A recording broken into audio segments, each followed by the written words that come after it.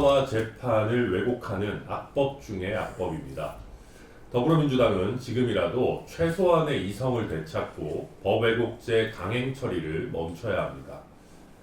법왜곡죄는 의도적 법령 오조경, 위법 증거를 수집하거나 증거 없이 범죄를 인정할 때 등을 법왜곡죄로 보고 검사, 판사를 10년 이하 징역에 처하도록 합니다.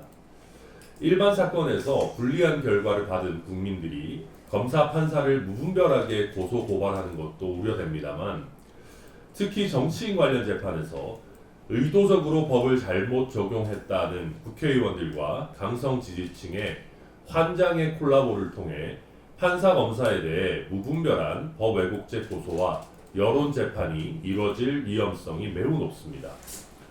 정치권이 스스로 문제를 해결하지 못하고 매사, 고소, 고발을 통해 수사기관과 법원만 쳐다보는 정치의 사법화가 지금도 큰 비판을 받고 있습니다. 그런데 이제는 수사기관의 처분, 법원의 판결이 나와도 정치권은 다시 그때부터 법왜곡죄 고소고발을 통해 무한 극한 대립을 이어가겠다는 것입니다.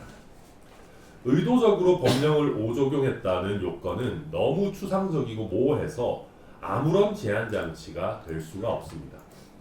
이게 무슨 정치입니까? 법왜곡죄는 정치권도 망치고 나라도 망치는 법입니다.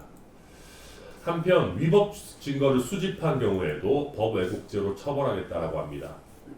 위법 증거라는 것도 개별 사례별로 판단이 쉽지 않은 경우가 많습니다. 특히 디지털 증거와 관련해서는 위법 수집 증거 관련 판례도 계속해서 형성되고 변화하고 있습니다. 이런 상황에서 위법 증거 수집을 처벌하겠다라고 하면 수사기관의 증거 확보가 위축될 수밖에 없습니다. 범죄자 전성시대를 만들자는 것입니까?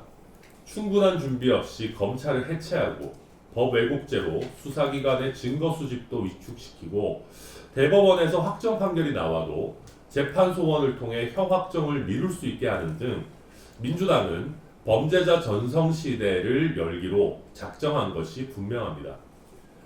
판사가 증거 없이 범죄를 인정할 때도 법왜곡죄로 처벌하겠다고 합니다.